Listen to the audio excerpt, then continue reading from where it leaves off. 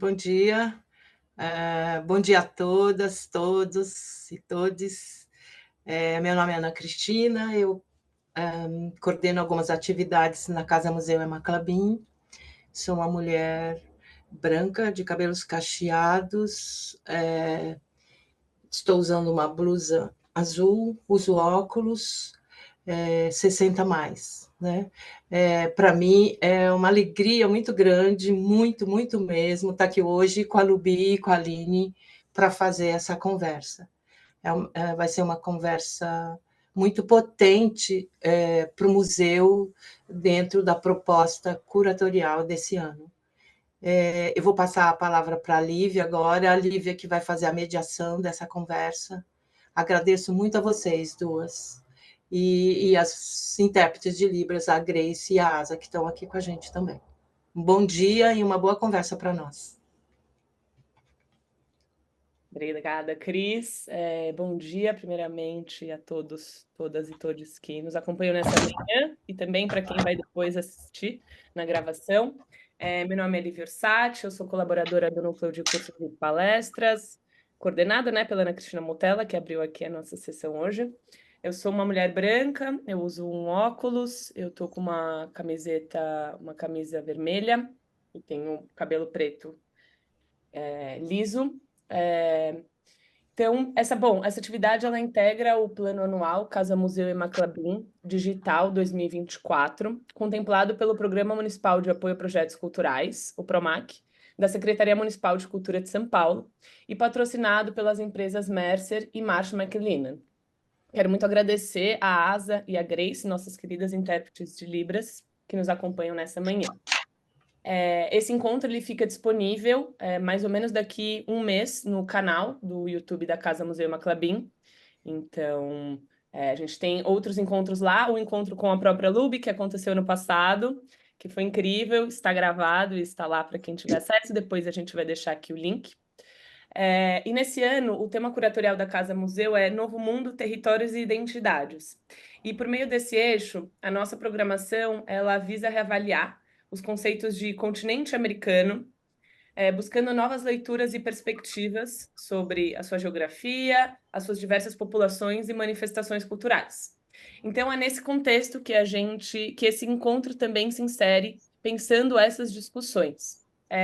Para explicar um pouco do modelo, né? O Arte Papo ele não é um modelo que pensa uma entrevista de perguntas formais, de perguntas e respostas, nesse modelo tão enrijecido. Ele tem mais a ver com o formato de a gente pensar esse diálogo com as artistas e entre as artistas. Então, é realmente assim que a gente entende, né, o Arte Papo. Então, a gente vai propor algumas questões disparadoras aqui, mas a gente convida muito vocês também a colocarem no chat suas intervenções e a gente criar esse espaço de diálogo aqui. Então, passo a apresentação da Aline Mota, que é artista visual e escritora, combina diferentes técnicas e práticas artísticas em seu trabalho, como fotografia, vídeo, instalação, performance e colagem. De modo crítico, suas obras reconfiguram memórias, em especial as afro-atlânticas, e constroem novas narrativas que invocam uma ideia não linear de tempo. Em 2022, lançou seu primeiro livro, A Água é uma Máquina do Tempo, finalista do Prêmio Jabuti. Em 2023, expôs na 15ª Bienal de Sarrat. Depois você me corrige se eu falei certo. Treinei algumas vezes, não nunca sai certo. No MoMA e na 35ª Bienal de Arte de São Paulo. Em 2024, esse ano, foi premiada com o Prêmio Pipa. Luí Prats é poeta, tradutora, editora e curadora de literatura. Tem 4 livros publicados: Coração na Boca, Tris, Um Corpo Negro e Até Aqui, além de diversas publicações em antologias, revistas nacionais e internacionais. Coorganizou festivais literários para a visibilidade de poetas.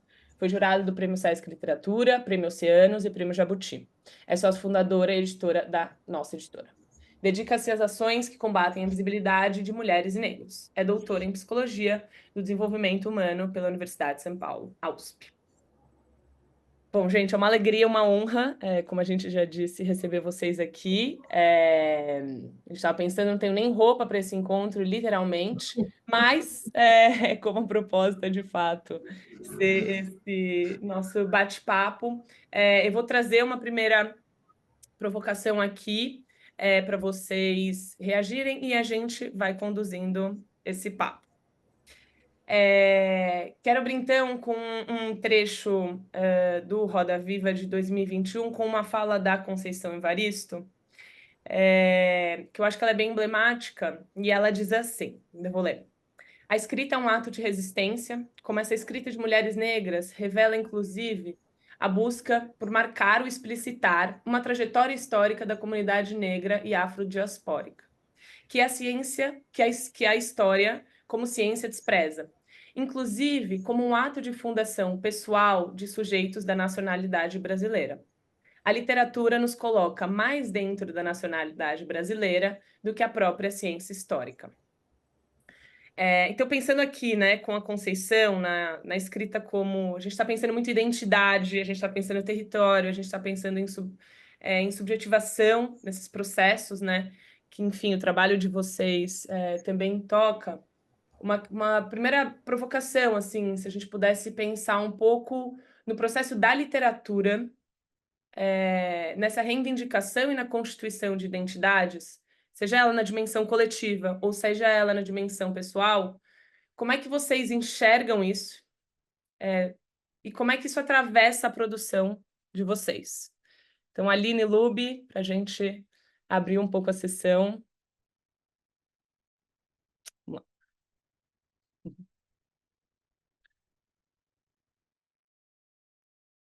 Bom dia, eu sou a Lube, uma mulher negra de pele clara. Eu tenho cabelos curtos, crespos, pretos. Uso óculos de armação redonda e preta. Estou vestindo uma blusa cinza. Eu agradeço imensamente o convite de vocês. Assim, fiquei muito contente quando vi que eu dividiria essa mesa, que eu faria esse bate-papo com a Aline, que é uma artista que eu admiro muito desde que eu conheci. Enfim, uma pessoa que eu considero enigmática, então vai ser muito bom conversar com ela. Tenho várias dúvidas para tirar sobre os processos dela de escrita, de criação. Eu concordo absolutamente assim com o que a Conceição falou. No meu processo pessoal, a literatura me ajudou muito a elaborar as questões raciais, né? Meu reconhecimento racial foi na vida adulta, então eu já escrevia, já era uma escritora, já tinha livros publicados, e aí me deparei com esse marcador social negra, e fui pensar o que isso significava, principalmente no Brasil. E aí eu fui recorrer à história, né? Fui estudar e pesquisar o que a história dizia sobre a história dos negros, né? No Brasil. E ela dizia muito pouco, assim, né? Acho que tentava criar estereótipos e afirmar esses estereótipos, e eu não me reconhecia naquilo que estava escrito e que a gente tinha como história brasileira, né? E a literatura me ajudou muito a entender esse processo, porque eu fui pesquisar os autores negros que estavam criando naquele tempo, né? Que era 2013, enfim. E me deparei com vários escritores negros brasileiros que faziam esse processo também de se entender, né? Através da escrita. Entender o que significava ser negro. Então, Kut, principalmente a Alzira Rufino, Miriam Alves, a própria Conceição, fui lendo esses autores e entendendo, eu falei assim, nossa, é sobre isso, assim, né? Sobre isso que eu tenho escrito, e percebo que não é uma questão atual, né? Essa questão e essas perguntas sobre o que significa ser negro vem já há muito tempo, quando a gente vai estudar a literatura produzida por escritores negros, né? Solano Trindade, enfim, do início do século XX, assim. Então é isso, eu acho que entender o Brasil sendo negra é difícil, para mim tem um sentimento de não pertencimento, assim, porque nos colocam nesse lugar de ser o outro o tempo inteiro. E eu acho que essas são as primeiras questões, assim, que me vêm à mente com essa fala da Conceição e com a pergunta que você fez.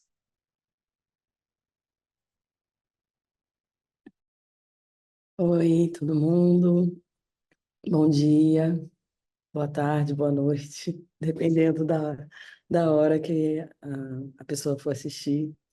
Estou bem contente de estar aqui com vocês. Eu sou a Aline Mota, eu estou vestindo uma camisa branca, estou com brinco, eu estou sempre com duas tranças, porque eu não corto meu cabelo desde 2019, então está bem comprido mesmo. Sou uma mulher negra, eu tenho 49 anos, vou fazer 50 em dezembro. A gente está no ano de 2024, vai saber, né? Nesse tempo aí espiralar, que hora, né? Que dia que alguém vai estar vendo isso, mas é sempre bom marcar que a gente está em agosto de 2024. E é uma alegria muito grande estar com vocês nessa manhã de sábado. É, Então. Engraçado esse adjetivo, né? Enigmática. Porque toda hora eu tô falando, né, gente? Toda hora hablando. Toda hora. Mas é isso. Eu acho que a fala enigmática, ou talvez uma presença enigmática, ela dá margem a muitas interpretações, né? E eu acho que todo o tempo o meu trabalho fica fazendo isso. Ele nunca tem muitas certezas, ele nunca é muito assertivo, ele nunca tenta se impor muito. Ele tem uma presença, eu acho que até considero discreta, e isso também dá margem, né? Assim, não tem muito polêmica, não tem uma dimensão.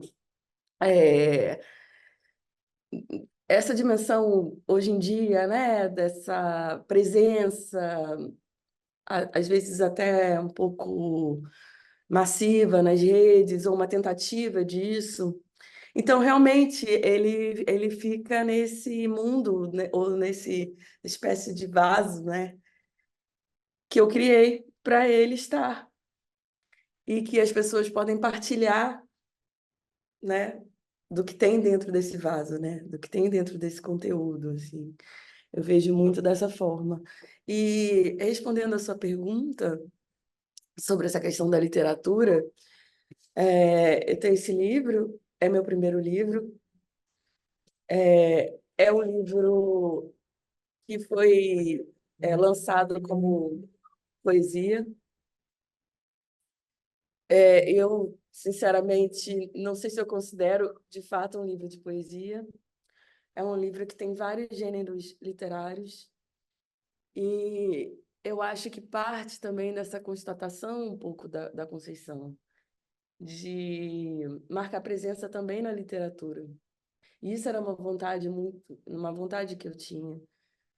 Não sabia como eu ia realizar,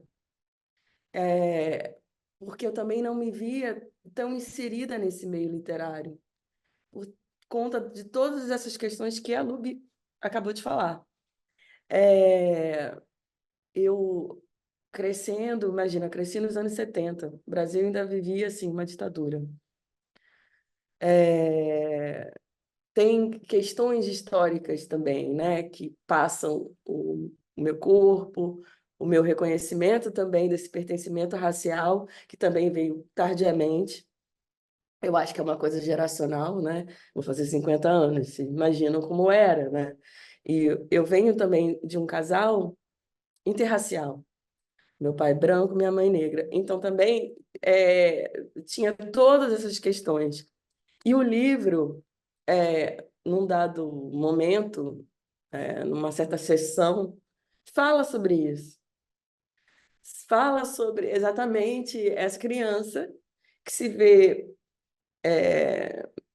em várias situações de racismo e não sabe como lidar e não sabe nem como nomear o que está acontecendo. Então, quem escreve, muitas vezes, é a criança ferida, é a criança que não compreende. Não é a Aline adulta, não é a Aline que está refletindo, que está, né, fazendo um ensaio sobre isso. É a criança e que ela não compreende. Não compreende a sociedade que vive e por que esse olhar em relação a ela. E aí ela começa a escrever e começa a se questionar sobre isso. Então, a água é uma máquina do tempo, são muitas coisas, né? Não é uma coisa só. É bem a água mesmo, né? E está, de fato, nesse vaso, né? Sempre faço essa comparação, eu falo sobre essa questão desse vaso, onde eu fui colocando um monte de coisa. E tem bastante água dentro. E a água é uma coisa fluida. Então, ele permite uma série de leituras. Ele permite que você abra ele em qualquer parte. E vai ter coisas que talvez, não sei se parece muito um livro, né, um romance, ou mesmo talvez um livro de poesia concreta, que é uma coisa que me marcou muito na minha adolescência. Talvez a coisa que mais me marcou durante o período ali da escola. Pena que foi no último ano e talvez nos últimos meses. Gostaria, né, que tivesse, né, a poesia concreta no currículo bem antes.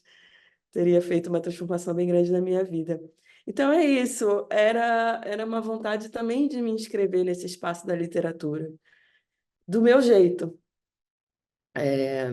que é esse livro que talvez um pouco inclassificável, mas que eu espero que as editoras, vendo que ele, né, ele até é considerado um sucesso editorial, uma coisa que me alegra muito. Então, é que dê a possibilidade para que outras pessoas também façam livros que também sejam inclassificáveis, que eles também vão ser lidos, que eles vão estar também dialogando com o nosso tempo, né? Então, foi essa motivação, eu acho que tem muito a ver com essa fala da Conceição, né? De também estar na literatura, né? Mas por que escrever um livro? Você já faz tanta coisa.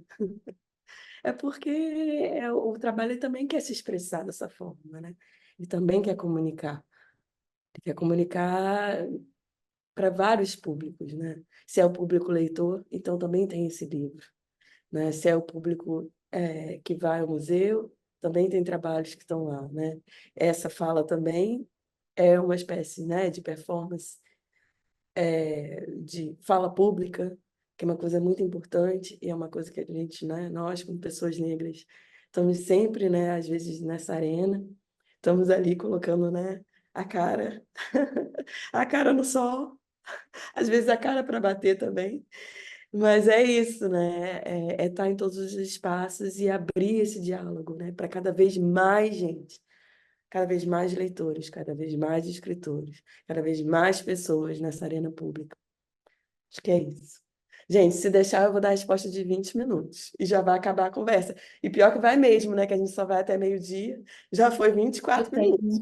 Eu tenho uma pergunta, Aline, uma dúvida que eu sempre tive. É, qual ideia veio primeiro? Veio primeiro a ideia do livro, né, Aham. desses escritos, ou a ideia do filme? E como que você juntou as duas coisas? Porque as duas coisas são incríveis, né? Então, eu acho que você teve lá no CPF. E lá no CPF, eu acho que eu falei 1h30, né? Então, eu não vou poder dar 1h30 de resposta agora, mas eu vou tentar. É, Então, a primeira é, é, primeira forma que teve a Água é uma Máquina do Tempo é, foi com a Bolsa Zoom. E, paralelamente com a Bolsa Zoom, que eu tive que entregar um PDF, né, um livro, que esse livro até teve numa exposição no Pivô e vai estar também, eu acho que em outras exposições. E aí as pessoas vão ter a possibilidade de conferir o que era esse livro da Bolsa Zoom, que só existe uma cópia, que faz parte do acervo do IMS, e o que é a Água na Máquina do Tempo. Inclusive, ele tinha um outro nome, que era Jogo da Memória. E, paralelamente a essa montagem, né, eu considero o livro da Bolsa Zoom uma montagem, uma edição de muitas coisas. E foi um momento em 2019 que eu estava fazendo muita coisa ao mesmo tempo. E logo depois, eu comecei a fazer essa performance. Isso antes de ter esse livro editado aqui do ciclo de poemas, né? E ele tinha essa forma aqui de fichas. Eu até tô com essa ficha aqui, da versão que eu fiz em espanhol, que eu fiz lá em Buenos Aires, é, que está aqui na mesa. Calhou de estar aqui na mesa essa versão. E você vê que são fichas, porque são fichas catalográficas, são fichas de arquivo. E eu sabia que desde o início essa performance ia ser uma leitura, que eu não ia, tipo, performar, que eu não ia, tipo, ficar nua, me jogar no chão. Não ia ser esse tipo de performance. Mas eu comecei a chamar disso porque eu falei, gente, se eu começar a explicar que é uma leitura, que vai ter esse vídeo, vai ser muitas palavras, né? Então tá ok, vou chamar de performance. Mas tem esse caráter que é uma leitura, que é alguém lendo. Tem entonações, tem uma cadência, tem um ritmo. Tem um som ambiente também, que ele começou a ser produzido desde essa primeira performance e que ele existe até hoje, né, no vídeo, como ele existiu, né, como ele tem essa forma, né, de meia hora de vídeo. Mas ele começou com essa leitura. E eu comecei a trabalhar esse texto falando, né? Como é que tá essa frase? Será que ela tá boa de ser lida? Né? Então, foi bem essa experimentação mesmo. E eu fiz algumas vezes essa performance antes dele virar livro. Então, também teve uma contaminação, né? Teve um contágio, né? Entre essa primeira forma desse livro, essa questão de trabalhar com os arquivos, com essas imagens, e ter essa coisa que são essas passagens de página. Estou passando uma, passando outra. Tem esse gesto, né? Estou fazendo isso na performance. Vou fazer. Tem o ritmo de fazer isso. E isso foi me ajudando. E quando eu fui fazer a edição do vídeo, eu comecei a anotar um monte de coisa. Esse aqui não tem as anotações, mas a outra versão em português tem um monte de anotação. E é quase como se fosse também uma edição de vídeo, como se essas cartelas fossem uma escaleta, que é a narração do filme. Então, se alguém for acompanhar o filme com um livro, vai ver que é o mesmo texto. Ele só tem essa forma agora de audiovisual, né? Então, assim, para mim é tudo junto. Tem separação entre um texto que é um roteiro, ou um texto que ele vai ser lido, ou um texto que ele vira livro. Ou essa forma aqui que a gente está, né, brincando, né, de falar, de responder, pergunta e resposta. Tudo isso também é, é, é é uma forma de linguagem.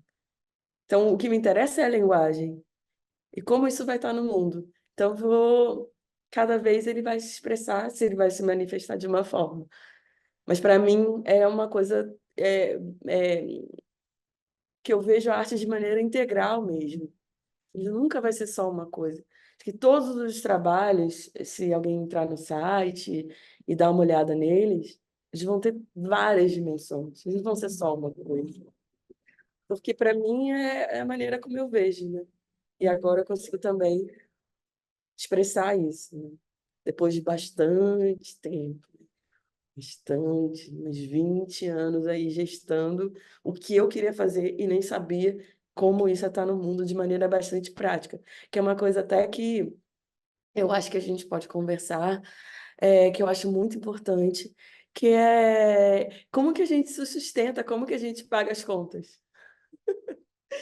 Mas, Aline, como você faz isso, né? Como você consegue viver assim, né? Você vive mesmo de arte, você só faz isso? É uma pergunta assim que é bastante intrigante, né? Porque durante tanto tempo os artistas, os escritores não falavam sobre isso. Certamente os escritores não falavam sobre os contratos que eles assinavam, porque eu fiquei extremamente chocada. Eu não poderia conceber que um autor, um criador, só recebesse 10% do preço de capa. Isso nos melhores contratos. Eu acho uma coisa extraordinária. Fiquei sempre pensando que escritores são esses. Que gente é essa que assina um contrato? Ah, mas é assim. Mas é assim como? Ou as galerias, né? Os artistas que trabalham com galeria recebem 50% dos valores de venda, né? Então, o artista é sócio da galeria? O artista, ele é comércio varejista? Ele é prestador de serviço? Então, assim, tem que ver isso, né? Essa questão tributária, essa questão da regulamentação da profissão. Mudei assim radicalmente. Ou não, né? Continuamos falando sobre o mesmo assunto. Mas talvez você queira falar alguma coisa sobre isso, né, Luby? Assim, porque é uma coisa realmente intrigante. Como que as pessoas viviam como artistas, né, sei lá, 10 anos atrás, 20, 50 anos atrás, né? Quem eram essas pessoas que podiam produzir, né? Eu acho que não viveu muito diferente de hoje. Você estava falando que em 2019 você estava fazendo muitas coisas, né?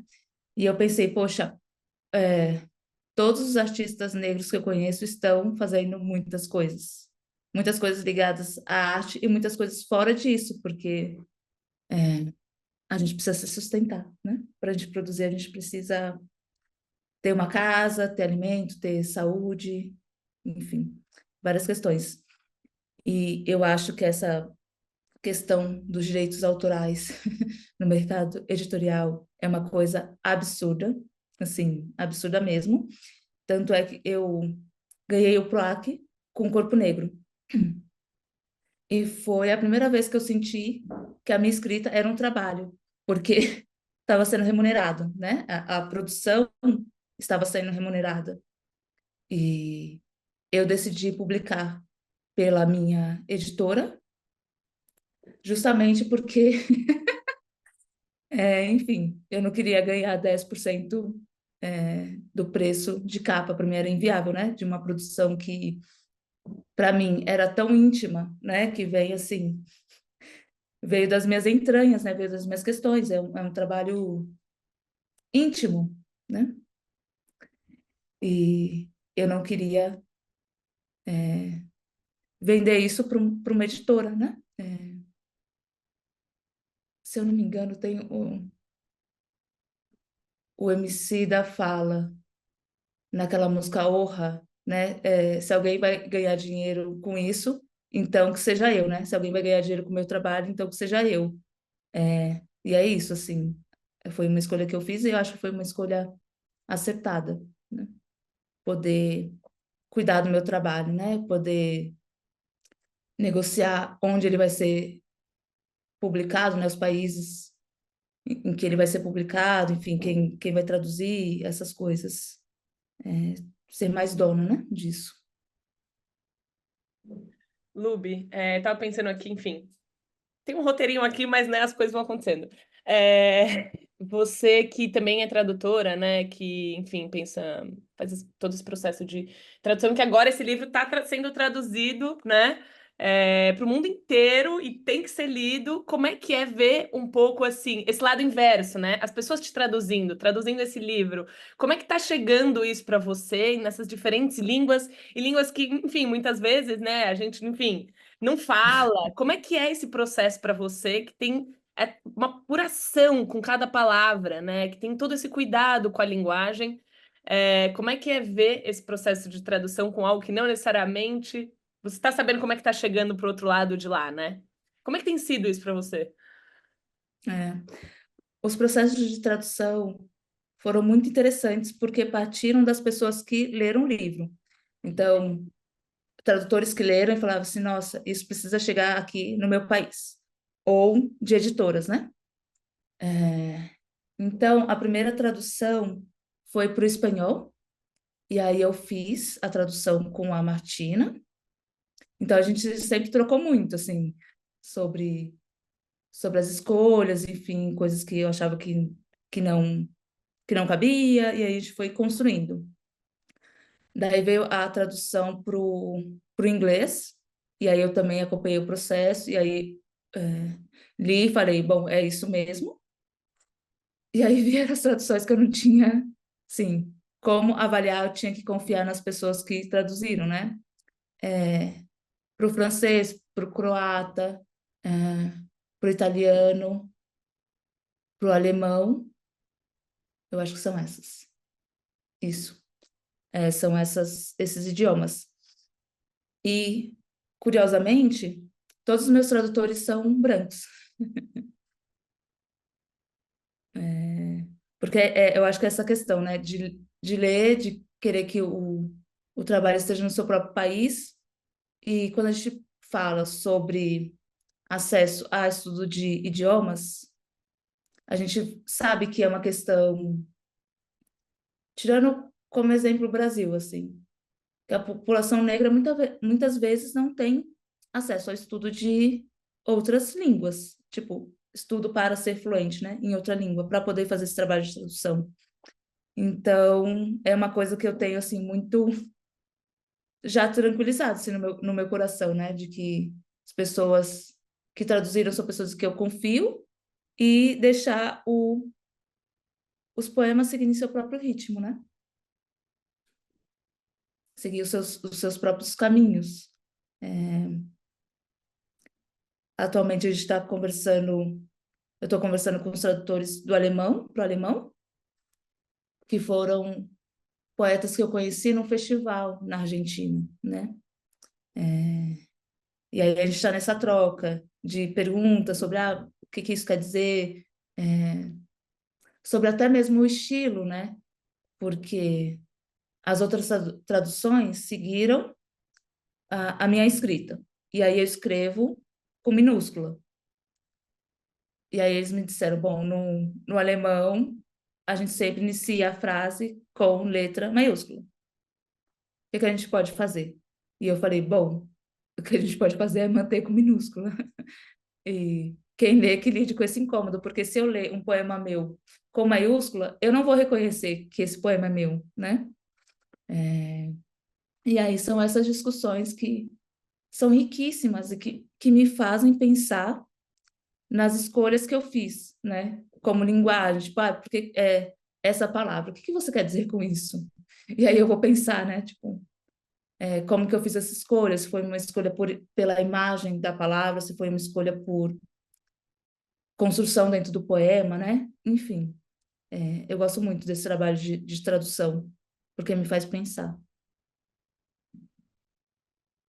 Falando sobre o trabalho de tradução, é realmente, né? Agora que eu fui ver.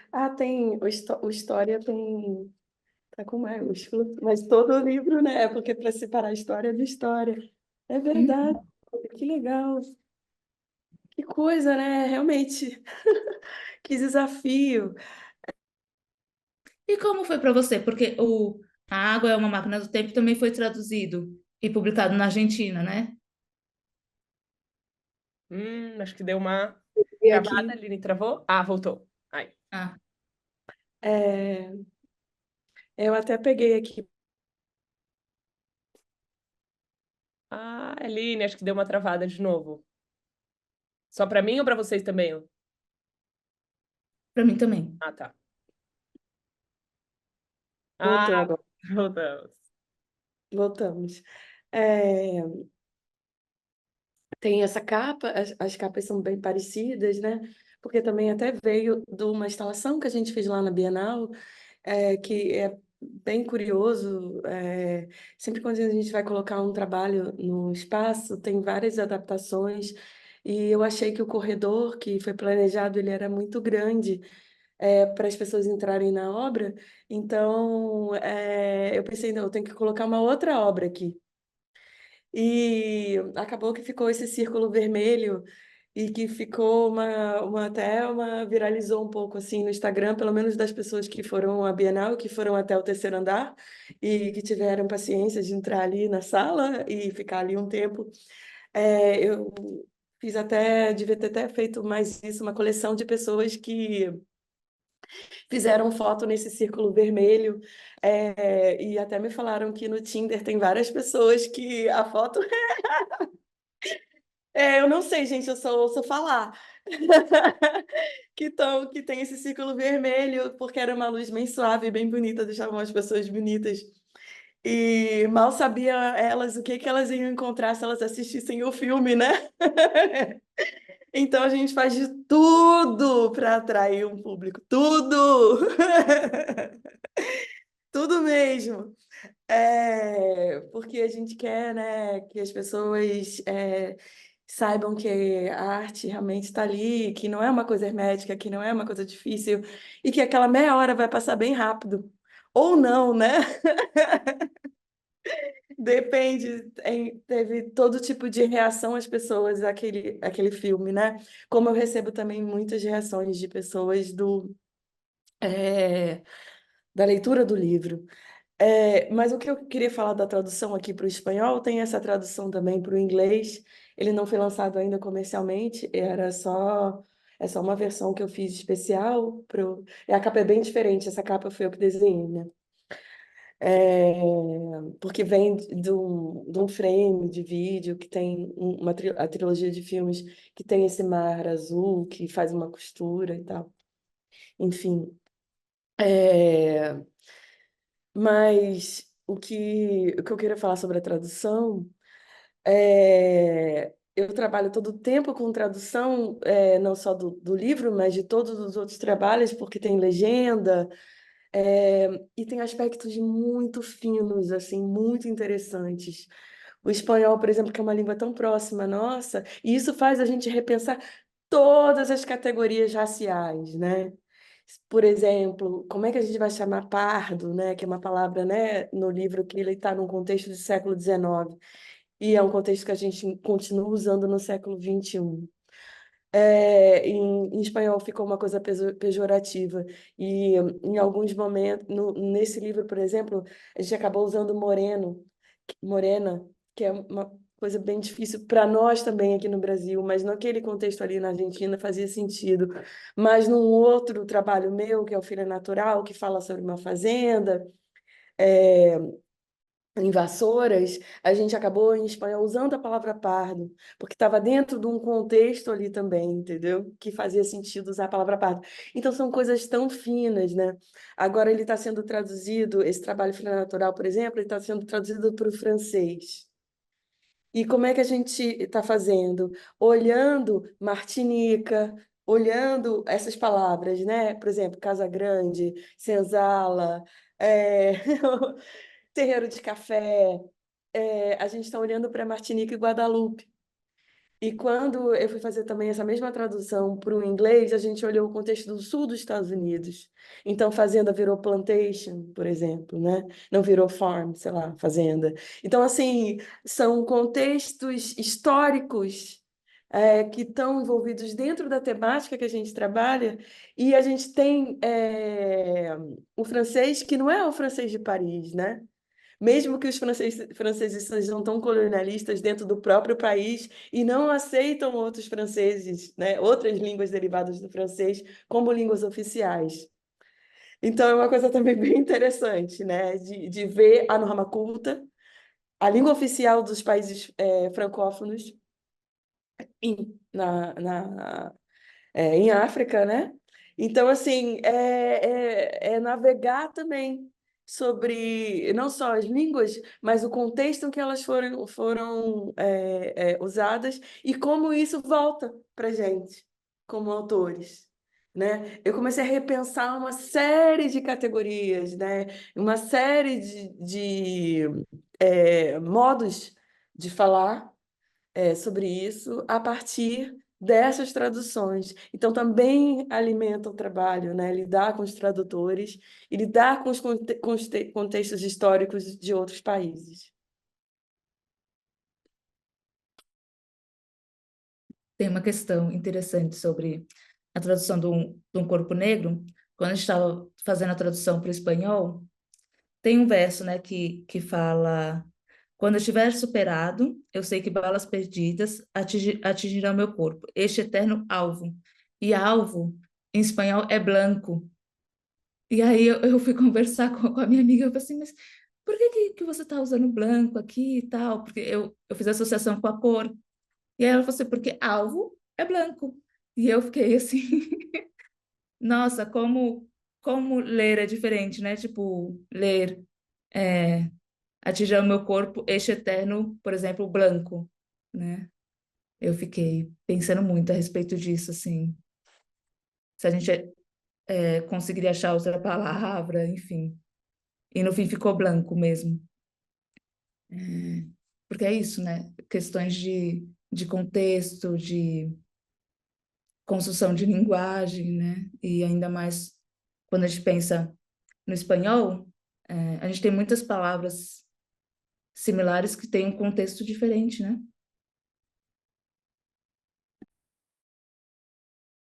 Demais, gente, nossa. Eu queria trazer uma questão aqui que queria partir de um poema da Lube, da página 69. Vou ler um trechinho dele. Começa assim, difícil, hein, ler na frente aqui da Lube, mas vamos lá. É nas minhas costas que eu guardo a história do antes, do depois. Uma memória preservada para além dos artifícios tecnológicos no código genético que me determinará, negra. Teve uma entrevista da Aline em 2023, na Pinacoteca do Ceará, que eu achei muito interessante, Aline, que você cita um pouco sobre a falta de documentos, pensando aqui um pouco na materialidade da memória, sobre a falta de documentos materiais para a gente registrar a história de famílias negras e afrodiaspóricas, né? E aí você cita uma coisa que eu achei muito interessante, que mexeu comigo, que é um pouco como o corpo ser esse arquivo de emoções. E aí você cunhou, né, um termo que eu achei muito interessante, que é acervo geracional. E aí, enfim, como historiadora, né, eu li muito vocês pensando como é que vocês também enxergam essa questão da materialidade, da memória, e, enfim, temas que atravessam a produção de vocês. Então, eu fiquei pensando nesse poema da Lube, nessa sua fala desse arquivo de emoções, nesse corpo como esse arquivo de emoções, esse acervo geracional. Então, queria perguntar e escutar um pouco de vocês, como é que é esse processo de arquivar a si mesmas, né? Arquivar a história da própria família de vocês e, de alguma maneira, pensar o arquivamento de como é que a gente vai narrar também essa história coletiva, né? Então, como é que essa questão do arquivamento mesmo, de pensar o arquivamento, de pensar essa história material e imaterial, pensando em histórias afrodiaspóricas. Como é que isso vem para vocês? Enfim, escutar um pouco sobre isso.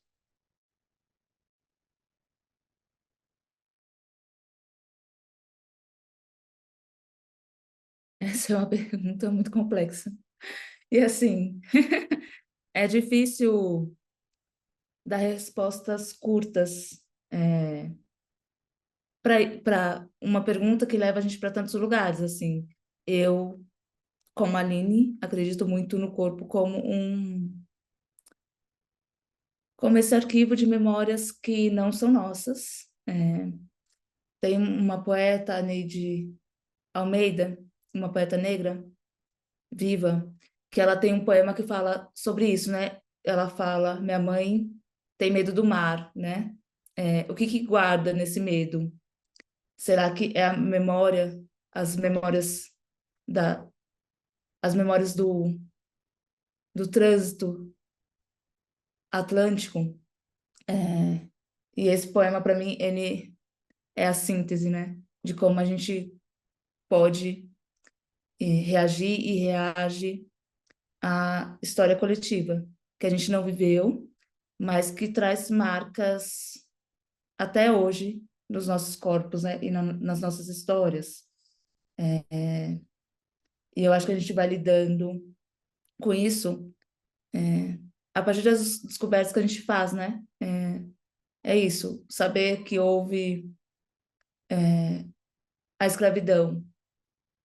O meu corpo vai reagir a isso, porque ele sabe que é o corpo que vivenciava essas violências, né? Então, saber da falta de registros, né? Como o meu corpo reage a isso, a esse conhecimento. E eu acho que são muitos traumas. A psicologia fala, né? De trauma geracional. Eu posso não ter vivido, mas o fato da minha mãe ter vivido, da minha avó ter vivido, bisavó, vai me construir como sujeita. É uma pergunta muito complexa. E a Conceição fala algo interessante, né? Que se a gente não sabe a nossa história, a gente pode criar, né? E eu acho que a Dione Brand vai trazer isso também nos escritos dela, a Sadia, né? De não conhecemos nossa história, vamos criá-la, né? Que história eu quero contar sobre mim mesma?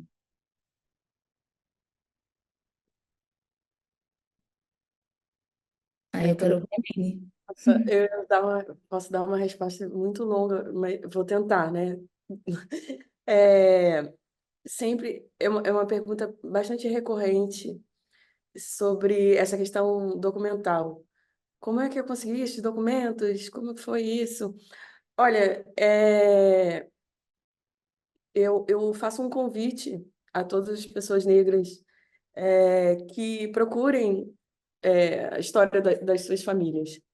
Pode, às vezes é uma tia, muitas vezes os parentes não querem falar, né? Por conta, né? A gente tem aqui a Lube, né? Psicóloga, dentre tantas coisas, e pode falar sobre por que que as pessoas não querem falar. É, ou deixam para falar, como a minha avó, por exemplo, foi me contar um segredo, ela tinha quase 100 anos. E eu fico assim, porque contou para mim. Eu tenho muitos primos, né? E fico, gente, agora eu sou portadora desse segredo. O que que eu faço com ele, né? E agora vocês estão vendo, já são uns 8 anos aí que eu estou tentando contar. E toda hora alguém quer falar alguma coisa. Quinta-feira mesmo. Nossa, tinha muita gente falando, meu Deus, conta minha história, fala sobre isso. Você não falou, você não explicou direito. Porque os filmes são curtinhos, né? Agora, a Máquina do Tempo, que eu tive um financiamento maior, ele tem meia hora. Quem sabe um dia ele vai ter 1h10. Mas é isso. Os outros são fragmentos porque eu não tive um orçamento tão grande, mas todos eles são longa-metragens ou séries no Netflix. Entendeu? Tipo assim, dá uns 10 episódios falar de Doralice, da minha avó, que é a pessoa que me contou esse segredo. Mas, por enquanto, ainda só tem 9 minutos, que é o primeiro filme, O Ponte sobre Abismos, que eu falo umas 3, 4 frases só, o filme inteiro, né? Um curta de 9 minutos. Mas é isso. Eu me surpreendi, eu por isso faço convite, com a quantidade de documento material mesmo, de documentação que eu encontrei. A partir do momento que eu tive tempo, paciência e dinheiro, que são coisas que pessoas negras não têm, paciência, então tá faltando. Por que será? Mas a partir do momento que a gente tem essas três coisas, e é muito difícil, eu demorei 2 décadas para conseguir isso, né? Ou quase 3, eu comecei a buscar esses arquivos. E mesmo que eu não encontrasse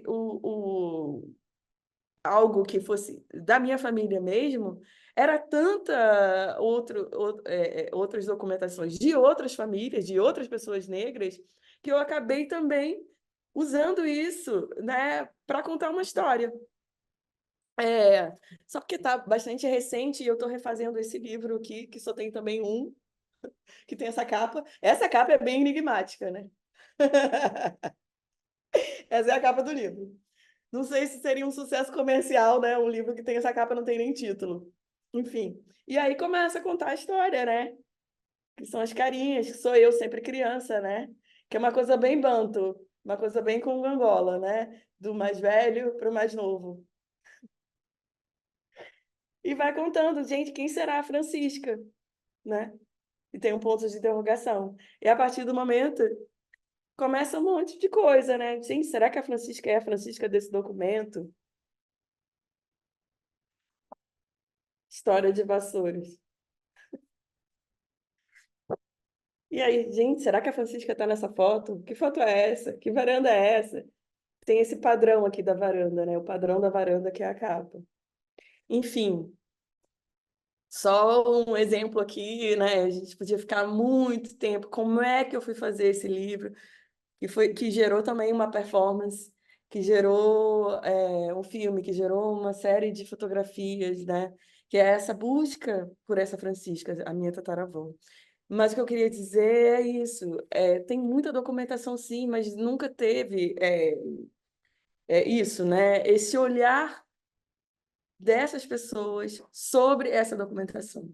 Eu acho que essa que é a grande virada historiográfica, né? Que são essas micro-histórias, né? Que são esse tipo de escavação mesmo. A gente tem a documentação oficial que foi escrita por pessoas brancas, né? Muitas vezes são documentos da polícia, muitas vezes são documentos paroquiais, ou do registro civil. Quem foi que escreveu sobre isso, né? Quem é que está narrando? E aí a gente tem esse outro olhar a partir da documentação que existe. Mas o que eu queria dizer é que existe muita documentação, muita mesmo. Não se enganem, não achem que foi queimado, não achem que não vão encontrar, porque alguma coisa vai encontrar. Que eu estou dizendo, tem sempre gente querendo falar. E às vezes a gente serve de veículo para isso. Então procurem na sua cidade, né? Se não tem mais algum parente vivo, ou ninguém que está querendo falar, tem cidades que têm arquivos municipais muito bem organizados. E a gente tem muita história. E a gente precisa de muita gente olhando para essa documentação e falando sobre isso. Seja da forma que a pessoa pode falar, né? Pode ser uma coisa mais acadêmica, pode ser uma reunião de família, pode ser uma festa. Pode ser muitas maneiras de falar sobre essa documentação, mas ela existe sim, ela não foi queimada e a gente precisa ir atrás dela. Uma coisa que me toca muito e me interessa é os registros fotográficos, né? Porque eu estudei fotografia na minha tese, fotografia barra subjetividades de mulheres negras, e tenho escrito também, né, sobre fotografia. E primeiro eu já via isso um pouco, essa falta de registro fotográfico na minha família, porque minha mãe, a foto mais jovem da minha mãe que ela tem é com 15 anos. Ela não tem uma foto da infância. E essa foto de 15 anos foi para a carteira de trabalho. E eu ouvi histórias muito semelhantes quando eu conversei com as mulheres que eu entrevistei para a tese, assim, bom, só tinha uma foto de infância, que foi um padre que tirou, e essa foto desapareceu, né? Minha mãe também não tinha nenhuma foto de infância. Eu consegui dar para ela de presente um ensaio fotográfico quando ela fez 60 anos. Escutei várias histórias assim e fico muito pensando, né, sobre essa falta de documentação fotográfica, né, de pessoas negras, de famílias negras, de como isso também atua no nosso processo de se tornar sujeitos. Porque como eu fico pensando, né, como é para alguém não saber como era a sua imagem na infância, né? Sim, deve talvez traga um vazio imenso, né? E eu acho que é uma coisa que a gente tem conseguido construir na nossa geração, na geração dos nossos filhos, né? Esse registro da sua imagem, assim. Esse é um tema que me toca, assim. Aline, também, essa era uma das questões, porque eu queria trazer as duas, mexe em fotografia, né? Você comentou agora, né, Luby, sobre a sua pesquisa de doutorado. Tem uma frase da Aline que eu achei muito interessante, que você fala, Aline, que que pensar em imagens é uma fluência para você. E aí também disputar, né? Você tem trabalhos com fotografia, então como é que essa linguagem também vem para você, né? Escutar um pouco sobre isso. É bem interessante, eu tenho refletido sobre isso. Que eu acho que a minha primeira paixão mesmo foi o estilo, né? A fotografia parada, a foto mesmo. E por isso, os meus filmes, eles são, de alguma maneira, contemplativos. Se você for assistir, né, eles assim, em sequência, você vai ver. E até um amigo que faz a pós-produção para mim, que são todas essas versões em outras línguas e tal. E ele estava comentando comigo isso. Nossa, quanta contemplação. E quanto tem pessoas sentadas, né? Por exemplo, essa foto aqui da minha mãe, né? Que está até multiplicada aqui, porque eu precisei fazer um experimento, então tá aqui em papel vegetal e tal, toda hora, né? Isso é bem psicanalítico. Alguém devia escrever sobre isso, né? A mãe em todos os lugares, assim, na mesa, assim, toda hora, né? Minha mãe faleceu tem 12 anos. O que você pensa sobre isso, Luby? Então, assim, altamente psicanalítico. Mas aí, e ela tá o quê? Sentada. Então, tem todo esse diálogo. Por que que eu trabalho desse jeito, né? E toda hora a gente vai recebendo mais elementos. Às vezes vem, por exemplo, né, desse profissional, né, da pós-produção, que também é um amigo, e que ele se dá conta. Nossa, tem muita gente sentada. E por que que os planos são parados? Porque sou eu com a câmera na mão. Não tô, né? E eu tô viajando, eu tô buscando um monte de coisa, né? Então eu tô com ela aqui na mão, né? Tentando não tremer muito, né? Inclusive tem uma estética, os primeiros filmes, dessa câmera na mão, que ela tá meio tremida, assim, né? Porque é uma pessoa em direção, uma pessoa buscando, uma pessoa que tá ali, né? Viva. A câmera, ela tá viva, ela não tá no tripé, né?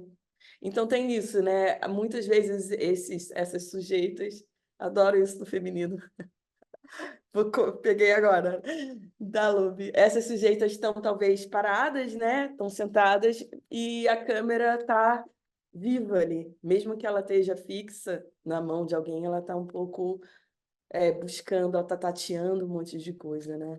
Então, eu acho que a fotografia ela tem esse papel para mim de amor, de paixão total pela fotografia. Isso foi o que me moveu. Isso que foi a minha vontade, né? Depois, claro, a escrita começou a aparecer cada vez mais. Eu sempre escrevi, né? Mas não com essa intenção muito clara de que, sei lá, que ia ser um livro. Foi mais, ai, meu Deus, tem que fazer esse edital. Se você lê os textos dos editais, são praticamente roteiros, entendeu? Eles não são, o meu objetivo é, tipo, a minha justificativa, não sei o que, todos os editais que eu ganhei, e assim, foram uma sequência deles, porque é isso, né? Não tinha dinheiro, outros para fazer as coisas. Então, eles, desde o início, você vê, cada um deles foram chamadas públicas ou comissionamentos, depois comissionamentos, né? Isso não foi dinheiro que eu tinha.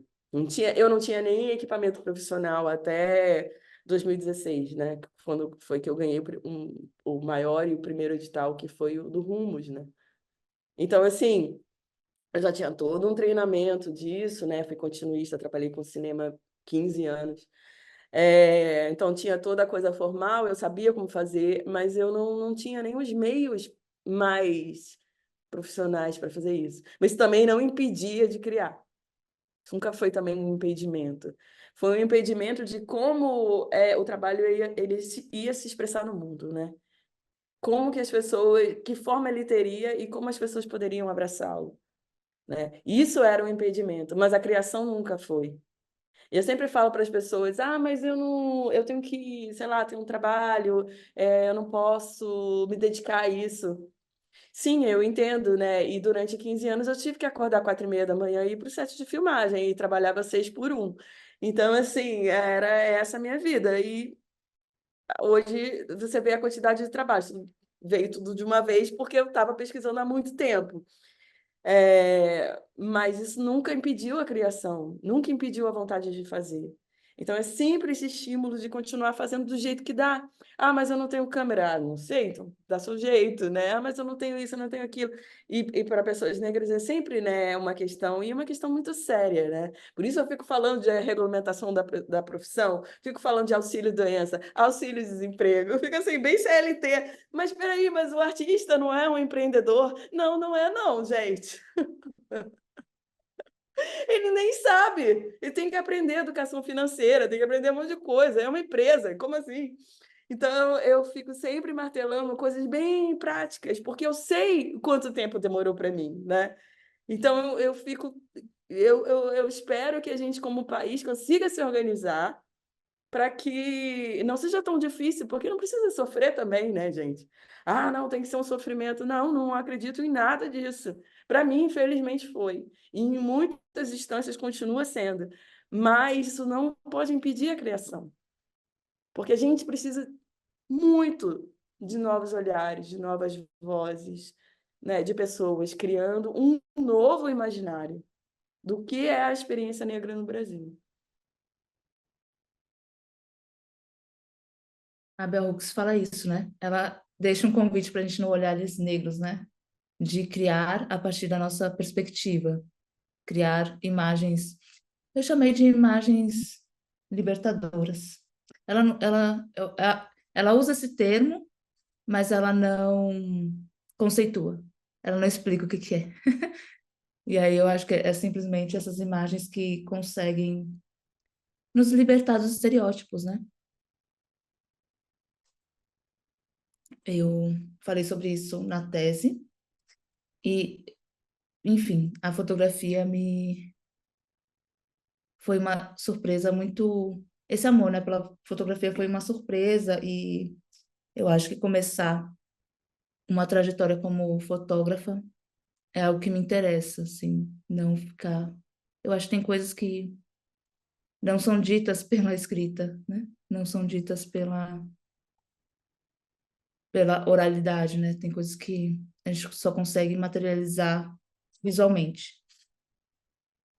E tenho esse tema maternidade, assim como a Aline, assim, essa presença da mãe.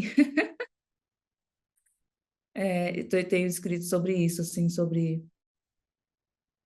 minha relação com a minha mãe, né? Tipo, elaborando essa relação com a minha mãe, é, pensando como essa relação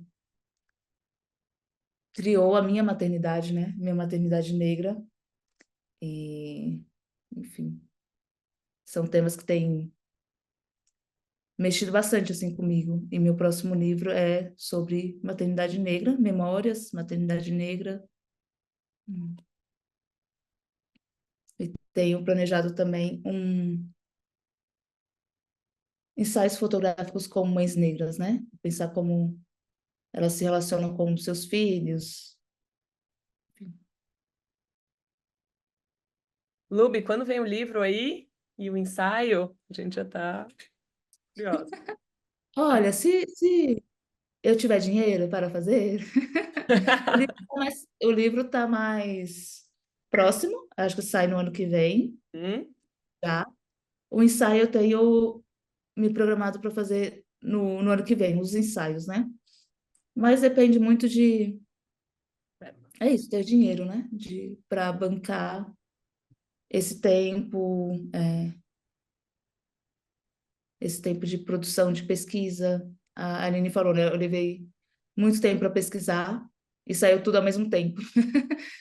E as pessoas não entendem a pesquisa artística como trabalho, né? Esse tempo que a gente fica ali estudando, como que a gente vai referenciar esse trabalho, né? Como a gente vai justificar tudo essas questões. E as pessoas não entendem como trabalho. Acham que trabalho é como quando você está sentado escrevendo, o trabalho está no livro, né? Por exemplo, quando você entrega o produto. E não, tem muito trabalho antes disso, sim, muito trabalho antes disso.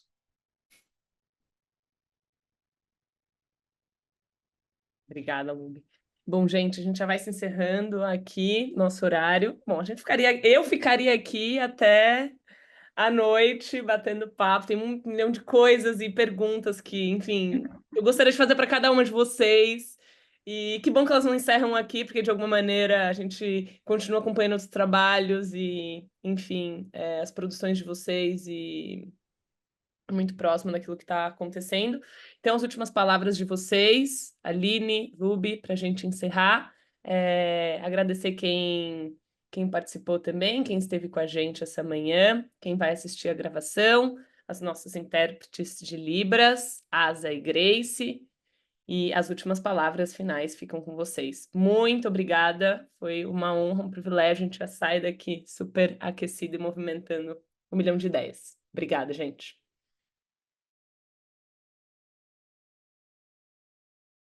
Só agradecer.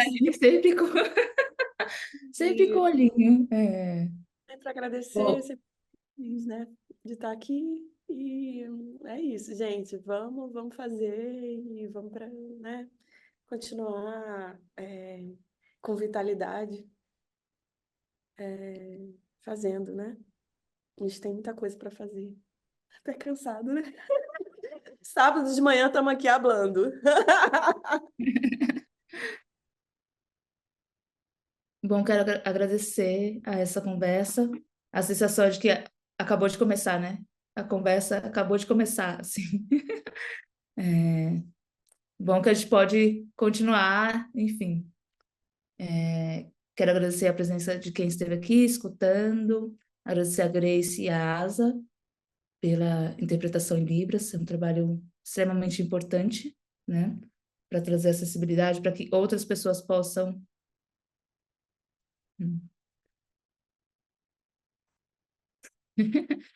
para que outras pessoas possam conhecer os nossos trabalhos, né? E é isso, gente. Obrigada, boa tarde. Aproveitem o sábado ensolarado. Obrigada, gente. Boa tarde e até a próxima. Tchau, tchau.